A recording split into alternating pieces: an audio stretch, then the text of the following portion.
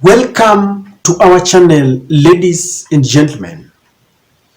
When Raila Amolo Odinga and William Samoei Ruto were campaigning for the last August elections, Raila campaigned on a platform of zero tolerance to corruption.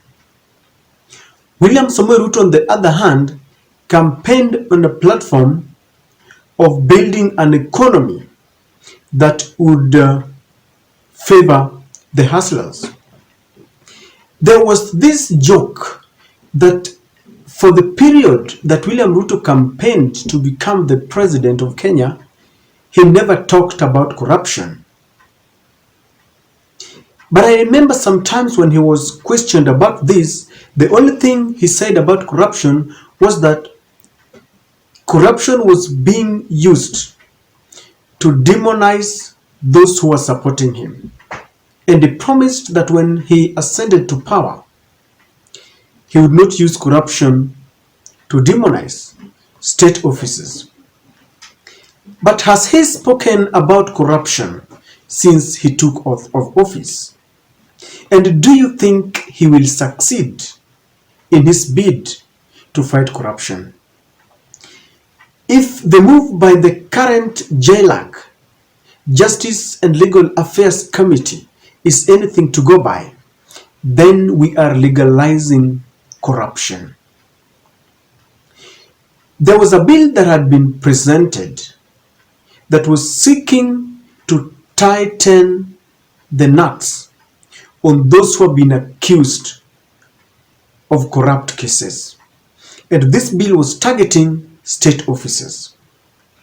But if this is anything to go by, I can assure you that the war on corruption will never be won. It is said that lawmakers have made an about turn on a proposed set of laws that would have compelled graft suspects holding various state offices to step aside once mentioned in any anti-corruption probe. The National Assembly Justice and Legal Affairs Committee has deleted the proposal in the Statute Law Miscellaneous Amendment Bill 2022, dealing a brutal blow to anti-graft crusaders. Had it been enacted, state officers including the Deputy President, governors, MPs, judges, and holders of independent offices would have been compelled to step aside if charged with graft. Basically, apparently, there was a bill that was compelling those who have been mentioned in any graft cases to step aside once they are charged. But this one was even seeking to make it tighter, that if you are holding any public office and you have been adversely mentioned in any graft case, then you step aside pending the determination of your case. But at the JLAC committee, they argued and they said that if someone would step aside on account of just mentioning his or her name, then that would affect his constitutional rights, because they're saying that we are acting under the law of innocent and proved until proved guilty. Now, the part that really shocked me is that the person will continue to hold office until the DPP. It is only the DPP, the Director of Public Prosecution, who will determine if, for example, the person is interfering with witnesses or trying to alter and conceal evidence. Then the office of the DPP will propose or compel that this person vacates office for a period of to allow investigations. You understand what I mean when I say that if any case is left in the hands of the office of the Director of Public Prosecutions, then it is like there's no case, because we have a DPP who has alluded to some fact that in the last regime he was compelled to level charges against those who were aligned to William Samoei Ruto. We have a DPP who recently, after taking Matiang'i through rounds of push and pull, decided to drop the cases against him. It means this office is never independent. It is controlled by the executive. So there will be those who are in state, though the state officers will be under the mercy of the executive. If the executive decides today that Honorable So-and-so will be charged, then they will instruct the DPP to do the same. They will be controlling just like they have done the DPP, because that office is supposed to be very independent. It will also give the state officers the courage to continue involving themselves in corrupt deals, because now they will not be stepping aside. See, if you don't seal certain loopholes, then you are giving state officers the strength and the appetite to continue in graft cases. And I have a feeling that this government will not succeed in corruption.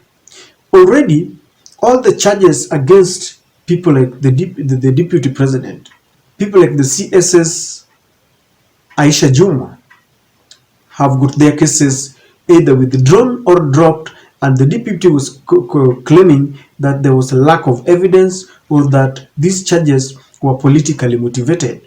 And this is why I'm telling you that if we apply selective justice, then corruption will never end in this government. William Ruto must take the bull by its horns if he wants to succeed in this fight.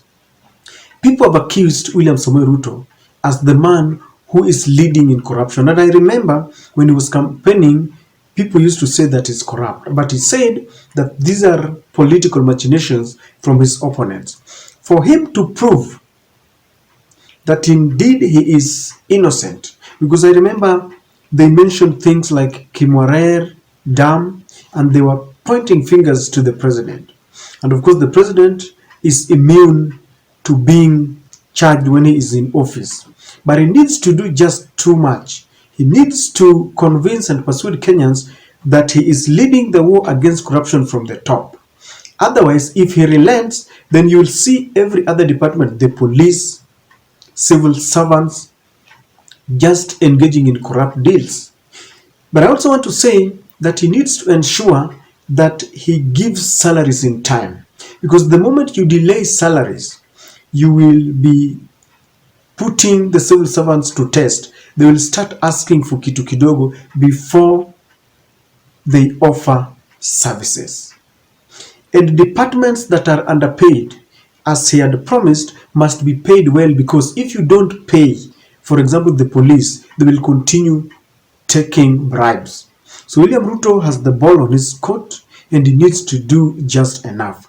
Things like dropping such laws will not help, but will only enhance corruption. The war against corruption must start from the top, and it must not be politicized.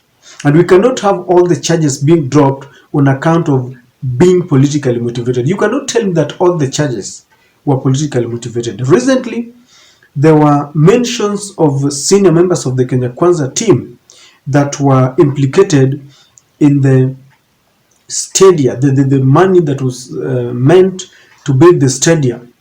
And many of them are within the Kenya Kwanza team. They are saying nothing. They have not compelled them either to step aside.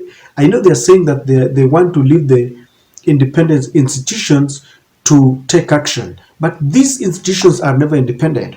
Be it the judiciary that is supposed to deal with these cases, they have been captured by the state, by the executive. Be it the office of the DPP has been captured by the executive. Whether it is the anti-corruption group, there's nothing that will work. And so we must have a complete paradigm shift if we hope to succeed in the war against graft. And this is my take.